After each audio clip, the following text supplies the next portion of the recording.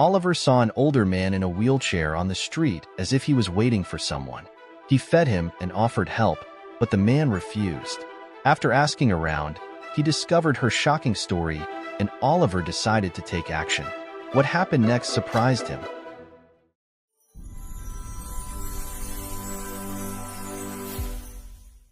Oliver parked his car, a silver sedan already a little worn by time, on the busy shopping street of Helena, Montana.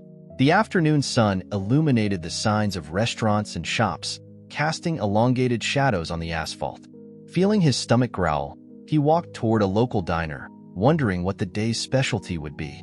But before he entered, something caught his attention. Sitting in a wheelchair near the corner was an elderly man. His hunched posture and worn clothes contrasted with the vitality of his surroundings. There was something about this gentleman's expression, a mixture of sadness and hope, that made Oliver's heart tighten. "Excuse me, sir," Oliver began, approaching cautiously. "Are you hungry?" The man looked up, revealing a face marked by time and adversity. "I am, but I'm expecting my daughter. It should arrive soon." Oliver nodded, even as a restlessness went through his chest. "I got it. I'm going to get something to eat and I'll be right back." Inside the diner, as the aroma of fresh coffee and hot pies filled the air, Oliver could barely concentrate on the menu. His thoughts were fixed on the man outside. He ordered a sandwich and a coffee for himself, and another extra sandwich for the old man. When she paid, she couldn't resist and asked the waitress about the man in the wheelchair. "Oh, Mr. Perkins," she said, shaking her head. "He's been there for years, waiting for his daughter. I've been working here for 15 years, and he's been on this same corner for 12. Oliver was stunned. But how is this possible? Didn't anyone help him?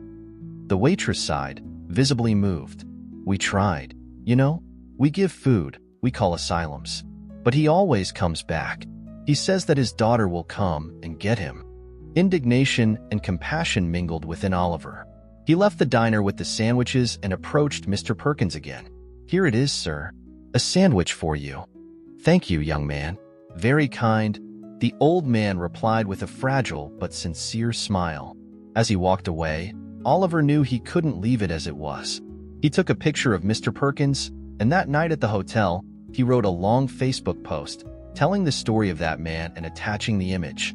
With a mixture of hope and despair, he clicked on Publish. Oliver didn't imagine that this simple act of kindness would change so many lives, including his own. The next morning, Oliver woke up to the insistent sound of notifications on his cell phone. The soft light of dawn filtered through the curtains of the hotel room, creating an atmosphere of tranquility that contrasted with the hustle and bustle in his hands. When he unlocked his phone, he was faced with an avalanche of messages, likes, and shares on his post about Mr. Perkins. Her heart raced as she read the comments. People from all corners were touched by the story. Many offered help, others shared similar stories of missing relatives. In the midst of the flurry of messages, one in particular caught his attention. "Hello, Oliver. I'm Richard Feinberg. I believe the man in your photo is my father-in-law. Years ago, my wife, Fiona, left her father somewhere, and upon her return, she had a terrible accident. She lost her memory, and since then we have been trying to find Mr. Perkins. Your posting could be the key to bringing our family together. We are on our way to Helena. Thank you." Oliver felt a surge of emotions. He could hardly believe that his impulse to share that story was about to bring a family together. The anxiety grew as he prepared for the meeting. He needed to see Mr. Perkins again, to make sure he was okay. On his way back to the corner where he had met the old man the day before, Oliver saw Mr. Perkins in the same place, looking at the horizon with that look of expectation. He came over and, with a smile, said, "Good morning, Mr. Perkins. There's something important I need to tell." Before he could continue, a car came to a screeching stop across the street. A woman ran away, tears streaming down her face. "Dad!" she shouted, crossing the street urgently. Mr. Perkins raised his head, and a gleam of recognition lit up his eyes. "Fiona!" he replied, his voice choked with emotion. Oliver watched in wonder as Fiona hugged her father with all the strength she had, tears of happiness and relief streaming down their cheeks. Behind her, Richard approached, waving gratefully to Oliver. The meeting he witnessed was more than a reunion. It was the culmination of years of waiting, hope, and unwavering love. Oliver realized that he had helped create a moment that none of the people present would ever forget. Oliver watched with emotion as Fiona and Mr. Perkins embraced, their tears mingling in a stream of emotions pent up for so many years. Richard, teary-eyed, walked up to Oliver and gave him a heartfelt hug. "Thank you, Oliver. You have no idea what that means to us." While Fiona and her father exchanged words of love and longing, Oliver and Richard moved away a little, making room for that intimate moment. "How did all this happen, Richard?" asked Oliver, still incredulous at the story unfolding before his eyes. Richard sighed deeply, collecting his thoughts. It was a day like any other. Fiona was taking her father for a checkup when she realized she had forgotten her wallet. He decided to return home quickly, but he had a horrible accident on the way. When he woke up in the hospital, he didn't remember anything. Neither the accident, nor the reason why he was away, nor his own father. Oliver listened attentively, sensing the gravity of the situation. "And your family? Couldn't anyone help?" Fiona didn't have many close relatives, and the confusion in her mind prevented her from remembering crucial details. "We moved to Nevada to try a fresh start, but the feeling of something unfinished never left us. We tried to seek help, therapy, even the police, but we always ran into a lack of accurate information. Until your post appeared." Oliver felt a pang of indignation. How could the police not have helped more? Richard shrugged, a look of frustration in his eyes. "Systems fail, Oliver. People are forgotten. But now, thanks to you, we are here." As the two men talked, Fiona and Mr. Perkins approached. The joy on their faces was palpable. "Oliver, I don't know how to thank you," Fiona said, her voice still trembling. "You brought my father back to me." Oliver smiled, feeling a comforting warmth spread across his chest. "I just did what anyone should do. Now, the important thing is for you to be together again." That day, on that corner in Helena, witnessed not only the reunion of a family, but also the promise of a new beginning. A new journey lay before them, and Oliver had inadvertently become an essential part of that story. After the emotional reunion, Oliver, Fiona, Richard, and Mr. Perkins decided they needed a quiet place to talk. They went to a nearby cafe, where they could sit comfortably and begin to stitch together the fragments of the story that had brought them together in such an unexpected way. In the cafe, the aroma of fresh coffee and the soft murmur of conversations created a welcoming atmosphere. Fiona held her father's hand, as if she feared he would disappear again. "Dad, I'm so sorry for everything. It was a nightmare to wake up without remembering you. Not knowing where you were," she said, tears welling up in her eyes. Mr. Perkins, with eyes full of tenderness, caressed his daughter's hand. "It wasn't your fault, honey. I knew something terrible must have happened. I just hoped that one day you would come back." Richard, with a grave expression, intervened. Fiona went through intensive care. Each session was a painful attempt to reconstruct his past. When he remembered something, it was as if a veil was lifted, revealing a new piece of the puzzle. But the most important piece has always been missing. "You, Mr. Perkins?" Oliver listened attentively, feeling more and more connected to that family. "What now? What are your plans?" Fiona took a deep breath, exchanging a meaningful glance with Richard. "We want to take Dad to Nevada. He can live with us, finally at home. We need to make up for lost time, build new memories together." Mr. Perkins smiled, his eyes shining with renewed hope.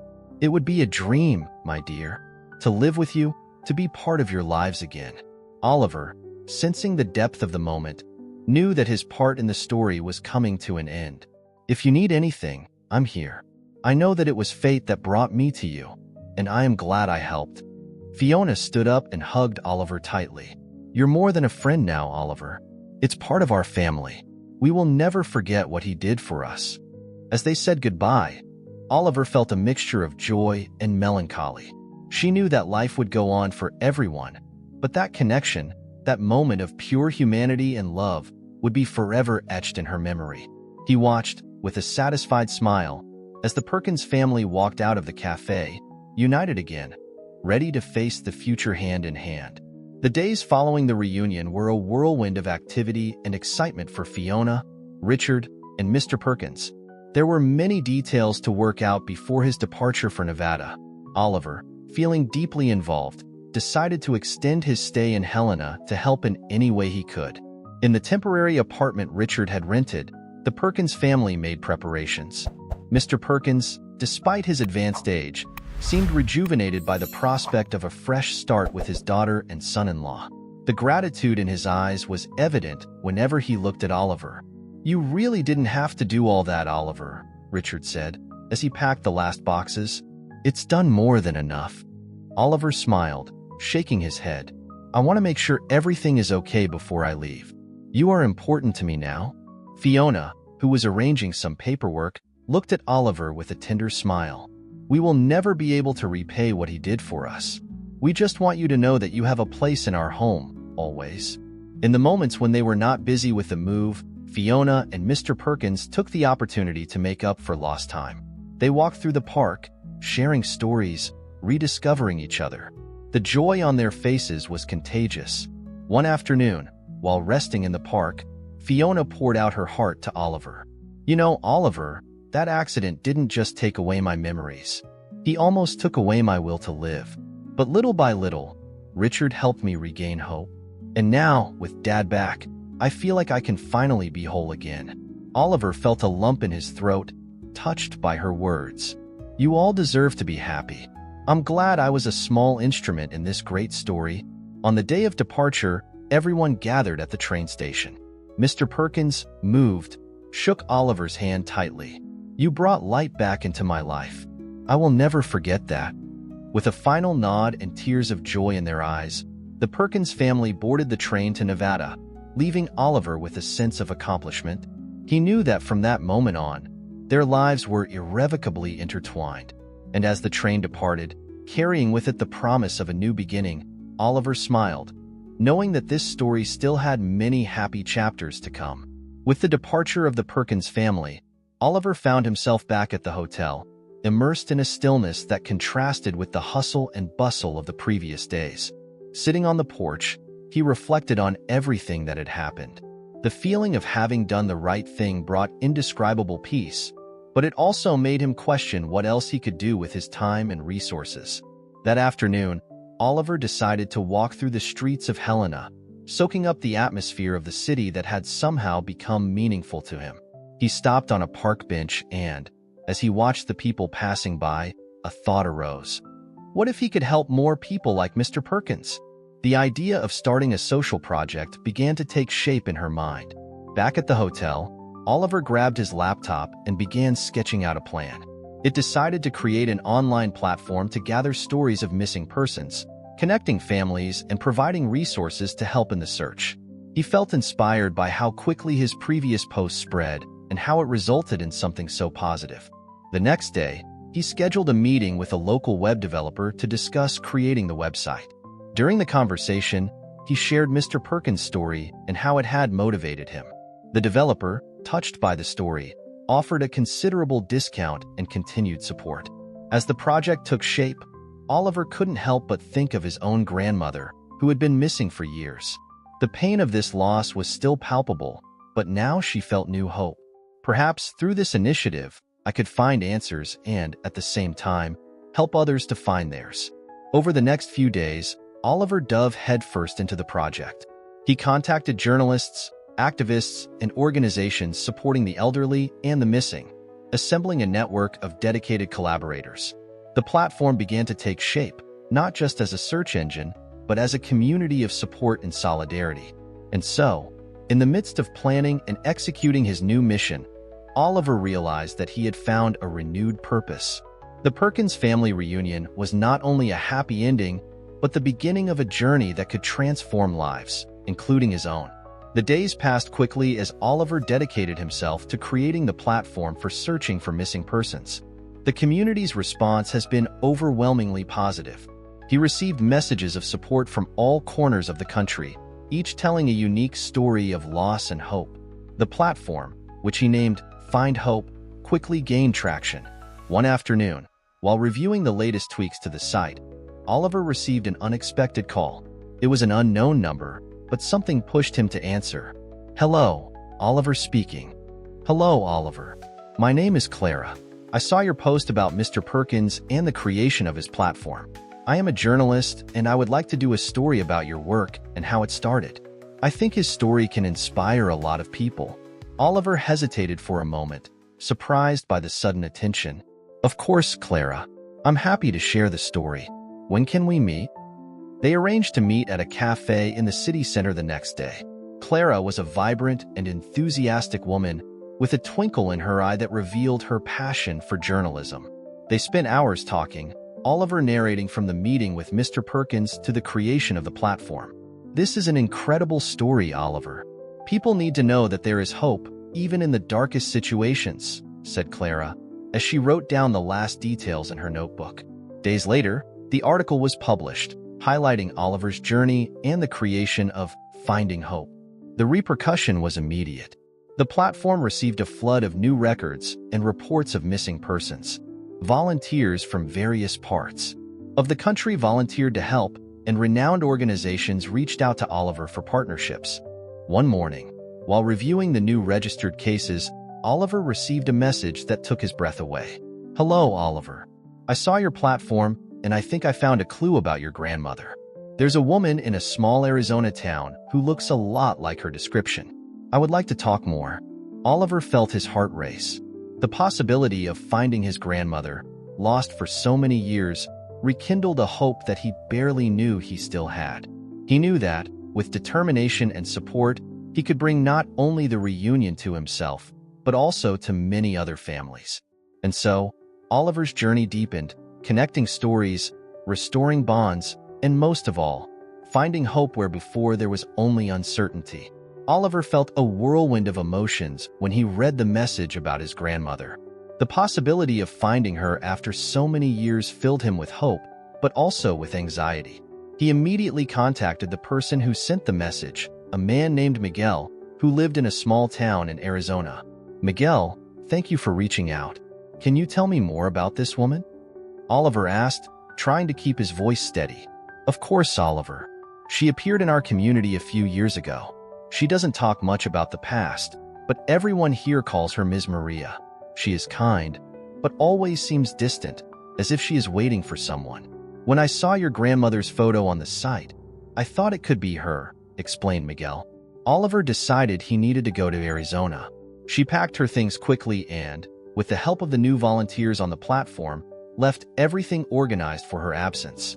The trip was long, but the hope of finding his grandmother again kept him firm. When he arrived in the small town, Miguel was waiting for him at the station. "Nice to meet you, Oliver. Come on, I'll take you to Ms. Maria." As they walked through the quiet streets, Miguel told more about Ms. Maria's life in the community. "She is very dear to everyone here. He participates in all community activities and always helps those in need." But he never talked about his family. When they finally arrived, Oliver felt his heart race. There she was, sitting in a rocking chair on the porch of a simple house, her gray hair tied up in a bun. As he approached, she looked up, and for a moment, time seemed to stop. "Grandma," said Oliver, his voice choked with emotion. The woman's eyes filled with tears, and she whispered, "Oliver, is that you?" The hug that followed was fraught with years of longing, pain, and finally relief. They stood there, hugging, while the tears rolled freely.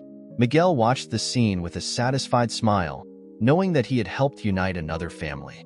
In the days that followed, Oliver and Ms. Maria spent hours talking, making up for lost time. He told them about his life, about the platform, and how Mr. Perkins' story had brought them together. Ms. Maria, for her part, shared her fragmented memories and the struggle to remember where she came from. The local community celebrated the reunion, welcoming Oliver as one of them.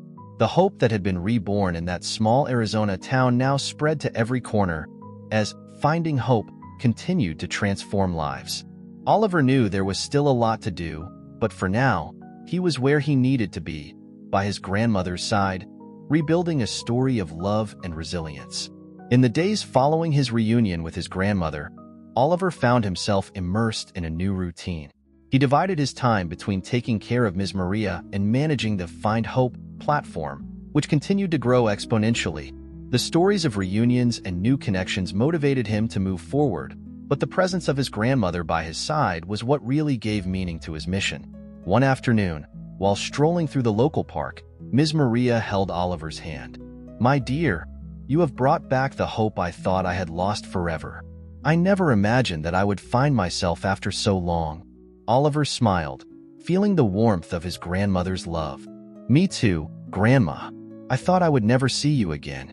But now that we're together, I want to enjoy every moment." As they walked, they met Miguel, who became a dear friend. He approached with a smile. "Oliver, the community has something to show you. Come with me." They followed Michael to the central square, where a small crowd had gathered. In the center, there was a colorful mural, full of photos and messages of thanks. Oliver recognized many of the faces as people he had helped reunite with their families. "This mural is for you, Oliver," said Miguel. "You have brought hope to so many here. We wanted to show you how much you mean to all of us." Oliver was thrilled. "I don't know what to say. Only, thank you. It means a lot to me." Ms. Maria looked at the mural with tears in her eyes. "You turned the pain into something beautiful, my grandson. I'm so proud of you." As Oliver looked at the photos and read the messages, he felt a renewed strength. He knew that his mission was just beginning. There were many more families to reunite, many stories to rewrite. That night, while working on the site, he received a message from Fiona. "Oliver, we need to talk. I think we found one more important clue about his past." Intrigued, Oliver called her immediately. Fiona was excited. "We found out that her grandmother was part of a support group for elderly people who went missing before her accident. They have records that can help you better understand what happened and maybe even find other people in your family." Oliver felt a surge of emotion. "This is amazing, Fiona. Thank you for letting me know." He knew that this new clue could be the key to unlocking more mysteries from his past. And as he looked at his sleeping grandmother, he promised himself that he would follow all the clues to the end. The journey of finding hope was far from over, and Oliver was more determined than ever to keep going. The following days were a whirlwind of activity and emotions for Oliver. The clue provided by Fiona led him to an old support group for missing elders, where he discovered valuable records about his grandmother and her history. Each new document unraveled fragments of the past, creating a clearer picture of who Ms. Maria had been before her memory loss. One morning, while reviewing the old records, Oliver came across a name that stood out: Michael. Not the friend he had recently met, but another Miguel, an old childhood friend of his grandmother's. He lived in a nearby town. Wasting no time, Oliver decided to visit him. When he arrived at Miguel's house, he was greeted by a gentleman with a warm smile. "You must be Oliver. Come in, please." They sat in the living room, where Miguel told stories about Ms. Maria's youth. She was a strong and determined woman, always helping others. "When I heard about her disappearance, I was devastated. I never stopped looking for her." Oliver felt a deep connection with Miguel. "Meeting her changed my life. Now, we are making up for lost time." Miguel smiled. "That's all that matters, my boy. The family is the most precious asset we have." Back in town, Oliver and Ms. Maria participated in a special ceremony organized by the community. The mural that had been started in honor of Oliver was now complete, representing all the families brought together thanks to the Find Hope platform. During the ceremony, Ms. Maria took the stage and, with a choked voice, spoke to the crowd. "My grandson has brought hope to many, including me. May each of you continue to spread that light, helping each other find their way back home." The applause was deafening, and Oliver felt a surge of pride and gratitude. He knew his journey was just beginning. After the ceremony, he was approached by several people, each with a story to tell, a new quest to start. That night, as he looked at the mural illuminated by the lights of the square, Oliver reflected on everything that had happened. From a chance meeting with Mr. Perkins to creating a platform that brought so many families together, he realized that the cycle was complete. And yet, the mission continued. Hugging his grandmother, Oliver whispered, "We will continue to find hope, no matter where she is." Ms. Maria smiled, her eyes shining with wisdom and love. "Yes, my dear, always." With renewed determination, Oliver knew that the future held even more stories of hope and unity. And with his grandmother by his side, he was ready to take on any challenge, knowing that together they could transform the world, one story at a time. Although Oliver found out that some people took care of Mr. Perkins, he still decided to write that Facebook post to find his family. Don't judge people before you know the whole story. Oliver thought that Mr. Perkins's daughter had abandoned him, but he did not know the truth. It is important to find out all the details before jumping to conclusions. Share this story with your friends. It can brighten their day and inspire them. See you in the next exciting story.